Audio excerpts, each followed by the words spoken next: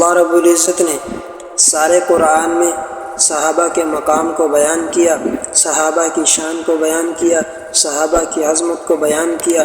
تمہیں صحابہ کی مقام، تمہیں صحابہ کی عظمت، تمہیں صحابہ کی شان تب سمجھ آئے گی جب تم قرآن کو سمجھو گے۔ قرآن تمہیں تب سمجھ آئے گا جب تم اپنے آپ کو عاجز سمجھو گے، اور اللہ ہر چیز پر قادر ہے اور انسان عاجز ہے۔ اللہ یہ بات منوانا چاہتے ہیں اور اللہ نے یہ بات منوائی ہے۔ کہاں پر منوائی ہے؟ فرمایا الف لام میم۔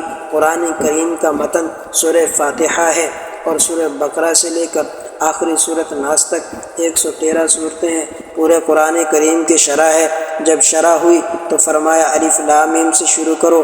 اس کا معنی کسی کو بھی نہیں پتہ سوائے اللہ کی ذات کے۔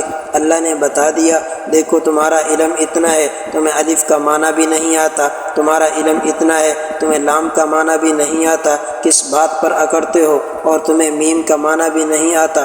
اگر قرآن سمجھنا ہے تو پہلے یہ بات مانو کہ ہم عاجز ہیں، اللہ تو قادر ہے، پھر تمہیں دین سمجھ آئے گا، پھر تمہیں قرآن سمجھ آئے گا، پھر قرآن سے صحابہ کا مقام سمجھ آئے گا، صحابہ کی عظمت سمجھ آئے گی، صحابہ کی شان سمجھ آئے گی۔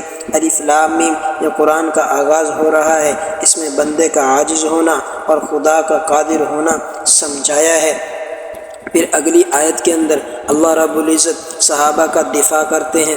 فرمایا ذالک الکتاب لا ریب فیہ، توجہ رکھنا، ذالک الکتاب، توجہ کرو، عربی زبان میں دو لفظ ہیں، ایک لفظ ہے ھذا، ایک لفظ ہے ذالک۔ اگر کوئی چیز سامنے ہو اور قریب ہو اس کو کہتے ہیں ھذا، جس کا اردو میں معنی ہے کہ یہ۔ اگر کوئی چیز دور ہو یا غائب ہو اس کو کہتے ہیں ذالک، اردو میں معنی ہے وہ۔ اللہ فرماتے ہیں ذالک الکتاب لا ریب فیہ، اس کتاب میں کوئی شک نہیں۔ اس پر اعتراض ہوتا ہے، یا اللہ آپ کو ذالک نہیں کہنا چاہیے، ھذا فرمانا چاہیے تھا، کیونکہ قرآن تو یہ ہے، قرآن تو وہ نہیں ہے، قرآن تو سامنے موجود ہے۔ آپ فرماتے ھذا الکتاب لا ریب فیہ کہ اس کتاب میں کوئی شک نہیں، لیکن ھذا نہیں فرمایا بلکہ ذالک فرمایا۔ وجہ یہ ہے کہ جو قرآن جبرائیل علیہ السلام نے حضور صلی اللہ علیہ وسلم کو دیا اس پر کوئی اعتراض نہیں کرتا، اور جو قرآن آپ صلی اللہ علیہ وسلم نے صحابہ کرام کو دیا اس پر بھی کوئی اعتراض نہیں کرتا۔ لوگ اعتراض اس پر کرتے ہیں کہ جو قرآن صحابہ نے ہمیں دیا اس میں کمی پیشی کی گئی ہے۔ اللہ نے فرمایا نہیں، ذالک وہ قرآن جو جبرائیل علیہ السلام نے آپ صلی اللہ علیہ وسلم کو دیا وہ لکھا ہوا نہیں تھا، وہ بھی لا ریب فیہ ہے۔ جو حضور پاک صلی اللہ علیہ وسلم نے صحابہ رضی اللہ عنہم کو دیا وہ لکھا ہوا نہیں تھا، وہ بھی لا ریب فیہ ہے۔ اور یہ لکھا کب ہے؟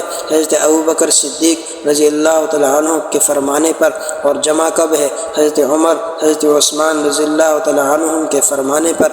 فرمایا جو جبرائیل علیہ السلام نے حضور پاک صلی اللہ علیہ وسلم کو دیا وہ لکھا ہوا نہیں، وہ بھی لا ریب فیہ ہے۔ اور نبی پاک صلی اللہ علیہ وسلم نے صحابہ رضی اللہ عنہم کو دیا وہ بھی لکھا ہوا نہیں، وہ بھی لا ریب فیہ ہے۔ ذالک یعنی وہ قرآن جو صدیق رضی اللہ تعالیٰ عنہ لکھوائے گا، وہ قرآن جو عمر رضی اللہ عنہ لکھوائے گا اور معاویہ رضی اللہ تعالیٰ عنہ لکھے گا، وہ لا ریب فیہ ہے، اس میں بھی شک نہ کرنا۔ جس طرح وہ لا ریب فیہ ہے یہ بھی لا ریب فیہ ہے، اس میں بھی شک نہیں، اس میں بھی شک نہیں۔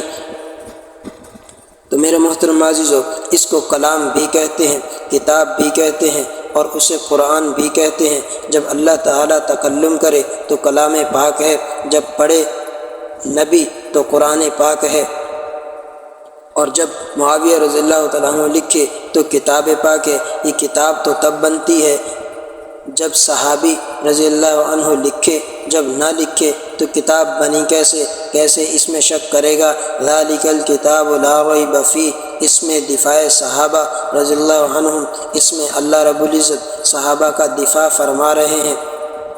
پورے قرآن کے اندر اللہ نے صحابہ کا دفاع کیا، پورے قرآن کے اندر اللہ نے صحابہ کی شان کو بیان کیا، پورے قرآن کے اندر اللہ نے صحابہ کے مقام کو بیان کیا۔ تم صحابہ کو سمجھنا چاہتے ہو تو پہلے قرآن کو سمجھو۔